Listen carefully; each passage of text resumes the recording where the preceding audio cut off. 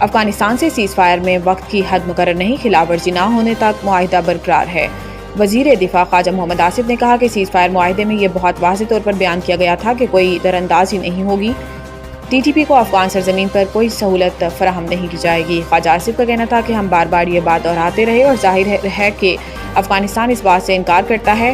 ترکی قطر نے زور دیا کہ بنیادی تنازع یہ ہے کہ افغانستان کی سرزمین یا سرپرستی ٹی ٹی پی کو پاکستان میں کارروائی کے لیے دستیاب ہے۔ ہم نے افغانستان کو بتایا کہ سب کچھ صرف ایک شک میں منحصر ہے۔ ان کا کہنا تھا کہ اس سیز فائر کے لیے کوئی وقت کی حد مقرر نہیں کی گئی، کوئی وقت مقرر نہیں کیا کہ ہم فلاں تاریخ تک دیکھیں گے اور پھر سیز فائر معاہدے کی توثیق کریں گے۔ جب تک نافذ العمل معاہدے کی خلاف ورزی نہیں ہوتی، ہمارے درمیان جنگ بندی کا معاہدہ موجود ہے۔ تورخم تجارتی گزرگاہ کی بحالی کے امکانات روشن، راہداری کھولنے کی تیاریاں مکمل۔ کسٹمز ذرائع کے مطابق تورخم ٹرمینل پر کل تک کسی بھی وقت دو طرفہ تجارت بحال ہونے کا امکان ہے۔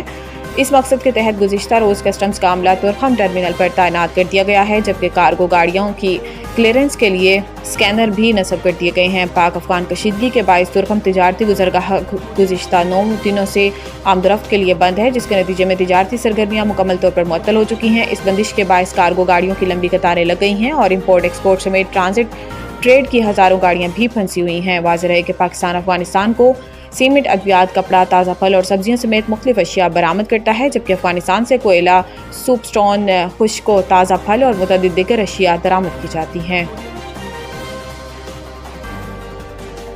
تنخواہ دار طبقے نے ہول سیلرز، ریٹیلرز اور برآمد کنندگان کے مجموعی ٹیکس سے دگنا ٹیکس ادا کیا۔ رواں سال کی پہلی سہ ماہی میں تنخواہ داروں سے 130 ارب روپے کی وصولی ہوئی۔ دوسری جانب جائیدادوں کے انتقال 60 ارب، برآمد کنندگان سے 45 ارب، تھوک فروشوں سے 146.6 ارب اور ہول سیلر سے 11.5 ارب روپے حاصل کیے جا سکے ہیں۔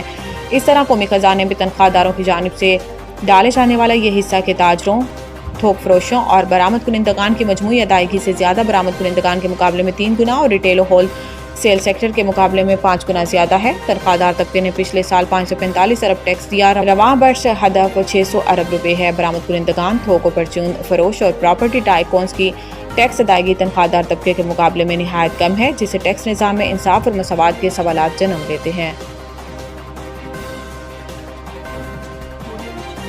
علی امین گنڈاپور کے ناقابل ضمانت وارنٹ گرفتاری جاری، گرفتار کر کے پیش کرنے کا حکم۔ اسلام آباد کی عدالت نے سابق وزیر اعلیٰ کے پی کے علی امین گنڈاپور کے وارنٹ گرفتاری جاری کر دیے۔ اسلام آباد کے ڈسٹرکٹ اینڈ سیشن کورٹس میں جوڈیشل مجسٹریٹ مبشر حسن نے سابق وزیر اعلیٰ خیبر پختونخوا علی امین گنڈاپور کے خلاف شراب و اسلحہ برآمدگی کیس کی سماعت کی۔ کیس کال ہونے کے باوجود علی امین گنڈاپور آج عدالت میں پیش نہیں ہوئے، جس پر عدالت نے مسلسل غیر حاضری پر ان کے ناقابل ضمانت وارنٹ گرفتاری جاری کر دیے۔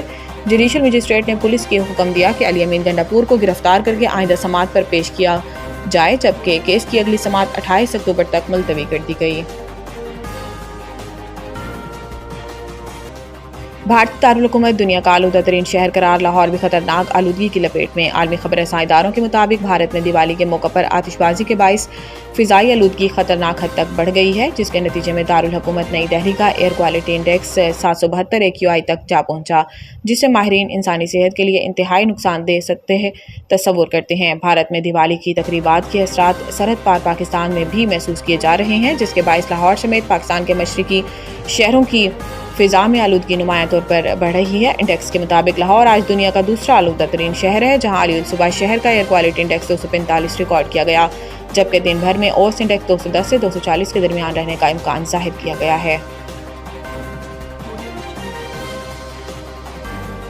سابق کپتان مصباح الحق کو کرکٹ بورڈ میں اہم ذمہ داری ملنے کا امکان۔ اسلام آباد پاکستان کرکٹ بورڈ کی جانب سے سابق کپتان مصباح الحق کو اہم ذمہ داری دیے جانے کا امکان ہے۔ ذرائع کے مطابق پی سی بی نے چند دن قبل ڈائریکٹر کرکٹ آپریشنز انٹرنیشنل کے لیے اشتہار دیا تھا اور اب بورڈ کی جانب سے مصباح الحق کے اس عہدے پر تقرری کا امکان ہے۔ ذرائع کا بتانا ہے کہ اشتہار میں اہلیت کے لیے پہلی مرتبہ سابق ٹیسٹ کرکٹر یا ون ڈے انٹرنیشنل کرکٹر کی شرط رکھی گئی ہے۔